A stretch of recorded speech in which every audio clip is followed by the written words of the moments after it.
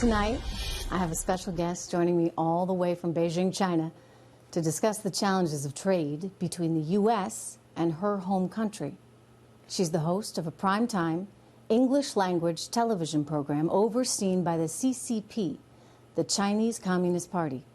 And though she and I may not agree on everything, I believe this is actually a really unique opportunity, an opportunity to hear a very different view.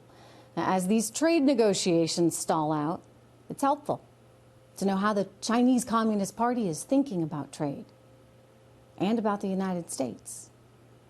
Now, in the interest of transparency, I should explain that I don't speak for anyone but myself as the host of a Fox Business show. My guest, however, is part of the CCP, and that's fine.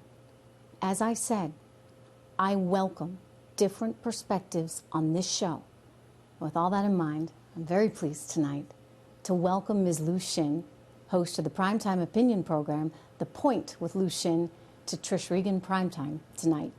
Now, just quickly to the viewers, please bear with us as we have a significant time delay in our satellites between Beijing and the U.S. And because of that, we're going to do our very best not to speak over each other. But Xin, welcome. It's good to have you here. Thank you, Trish. Thank you, Trish, for having me. It's a great opportunity for me, unprecedented. I never dreamed that I would have this kind of opportunity to speak to you and to speak to many audiences in ordinary households in the United States.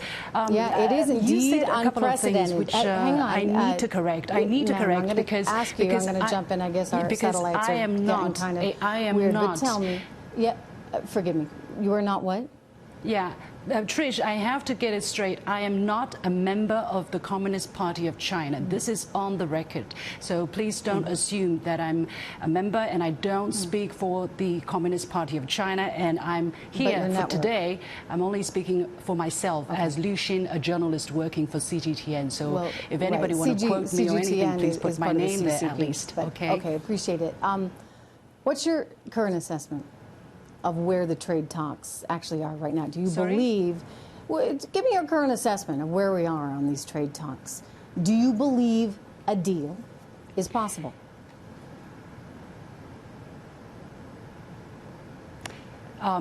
It is true that the satellite connection is not very good, but I believe that you're asking me where we are in terms of the trade negotiations. I don't know. I don't have any insider information. What I knew was the talks were not very successful last time they were going on in the United States, and now I think both sides are considering what to go next. But I think China has made the Chinese government has made its position very clear that unless the United States treat the Chinese government, treat the Chinese negotiating team with respect and show the willingness to talk without using outside pressure, there is high possibility that there could be a productive trade deal. Otherwise, I think we might be facing a prolonged period of problems for both sides. And I would stress that trade wars are never good. They're not good for anyone. So I want to believe, Xin, I want to believe that something can get done. And these are certainly challenging times. I realize there's a lot of rhetoric out there. But let me turn to one of the biggest issues, and that's intellectual property rights. I mean, fundamentally, I think we can all agree it's never right to take something that's not yours.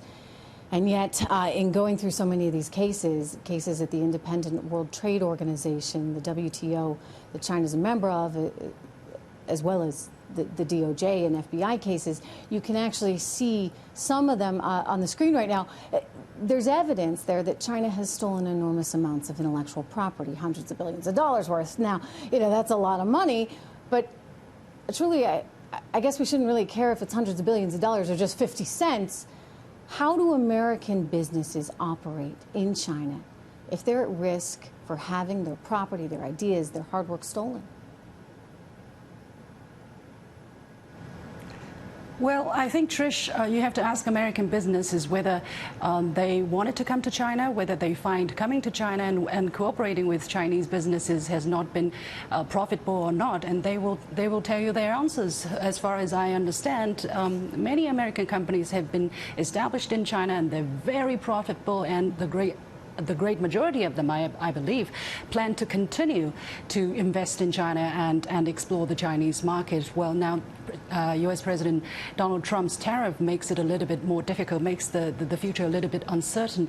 I do not deny that there are IP infringement, there are copyright issues, or there are piracy, or even theft of commercial secrets. I think that is something that has to be dealt with, and I think the Chinese government and the Chinese people, and me as an individual, I think there's a consensus, because without the protection of IP right, nobody, no country, no individual can be stronger, can develop itself. So I think that is a very clear consensus among the Chinese society. And of course, there are cases where individuals, where companies go and steal, and I think that's a common practice probably in every part of the world. And there are companies in the United States who sue each other all the time over infringement on IP rights. And you can't say, simply because these cases are happening, that America is stealing, or China is stealing, or the Chinese people are stealing.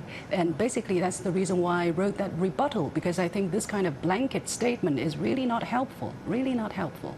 Well, it's not just a statement, it's multiple reports, including evidence from the WTO. But let me ask you about Huawei, because that's certainly in the headlines right now. Sure, I don't deny those. No, I don't deny those. Right, I mean, look, I think, as I said, we can all agree that if you're going to do business with someone, it has to be based on trust.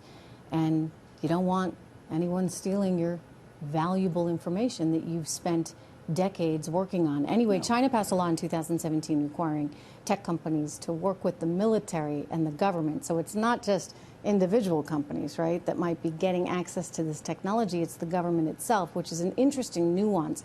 But I get that China is upset that Huawei is not being welcomed into the U.S. markets. I totally get it. So let me just ask you this. It's an interesting way to think about it. I think, what if we said, hey, sure, Huawei, come on in. But here's the deal. You must share all those incredible technological advances that you've been working on. You got to share it with us. Would that be okay? I think it is, if it is through cooperation, if it is through mutual learning, if it is through, if you pay for the use of this IP, of this high technology, I think it's absolutely fine. Why not? We all prosper because we learn from each other. I learned English because I had American teachers. I learned English because I had American friends. I still learn how to do journalism because I have American copy editors or editors. So I think that's fine so long as it is not illegal. I think everybody should do that, and that's how you get better, right? But you mentioned something pretty important, which is that you should pay for the acquisition of that. And, look, I think that the liberalized economic world in which we live has valued intellectual property, and it's governed by a set of laws. And so we all need to kind of play by the rules and play by those laws if we're going to have that kind of trust between each other. But I think you bring up some good points. Let me turn to China right now, which is now, wow, the second largest economy. At what point will China decide to abandon its developing nation status and, well, stop borrowing from the World Bank? Well, I think this kind of discussion is going on, and I've heard very live discussions about this. And indeed, there are people talking about China already becoming so big. Why don't you just grow up? Basically, I think you said it in your program as well. China grow up.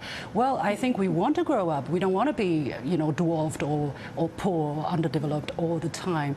But it depends on how you define developing country, right? If you look at China's overall size, the overall size of the Chinese economy, yes, we are very big, the world's #1. But don't forget, we have 1.4 billion people. That is over 3 times the population of the United States. So if you divide the second largest overall economy in the world, basically when it comes down to per capita GDP, we're I think, less than 1/6 of that of the United States, and even less than some other more developed countries in Europe. So you tell me, where should we put ourselves? This is a very complicated issue because per capita, as I said, is very small, but overall it's very big. So we can do a lot of big things, and people are looking upon us to do much more around the world. So I think we are doing that. We're contributing to the United Nations. We are the world's biggest contributor to the UN peacekeeping missions, and we're giving out donations and humanitarian aids and all of that because we know we have to grow up. And Trish, thank you for that reminder. Let's get to the tariffs. I've seen some of your commentaries too, and Xin, I appreciate that you think China could lower some of its tariffs. I watched you say that, and I'm totally in agreement with you. In 2016, the average tariff, effectively a tax, that was charged on an American good in China was 9.9%. Now, that was nearly 3 times what the U.S. was charging. So what do you say about this? What do you think about saying, hey, you know, to heck with these tariffs. Let's get rid of them altogether. Would that work? I think that would be a wonderful idea. I mean, don't you think for American consumers, products from China would be even cheaper, and for consumers in China, products from America would be so much cheaper too. I think that would be a wonderful idea. I think we should work towards that. But you know, you talked about rule-based system, rule-based order.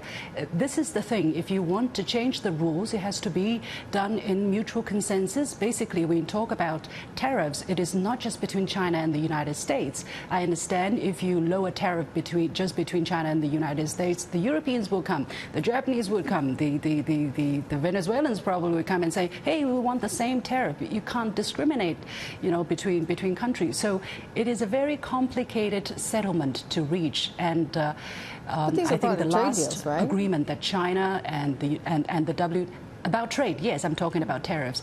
And I think the last time when the world agreed on the kind of tariff reduction China should commit to was exactly the result of multilateral and years of difficult negotiations. The United States saw in its interest and decided to what degree they can agree or to what degree they can lower their tariff. Nobody put a gun at their head. And China agreed to, although with some difficulties, to lower our tariff considerably. It is all the decision of countries according to their own self-interest. Now, things are different. Yes, I agree. 20 years later, what are we going to do? Maybe these old rules need to be changed. You know what? Let's talk about it. Let's do it according to the rules, the same rules. If you don't like the rules, we'll change the rules. But again, it has to be a multinational, a multilateral decision I process. would just say, you know, you can go back to the trade agreement of 1974, Section 301. There is a rule that enables the United States to use tariffs to try and influence the behavior of China should it be stealing our intellectual property. And that, I think, in some ways is part of what this all comes back to, and it's this sense of trust. And I hear you on the forced technology transfer, and I think that some American companies perhaps have made some mistakes in terms of being willing to overlook what they might have to give up in the near term.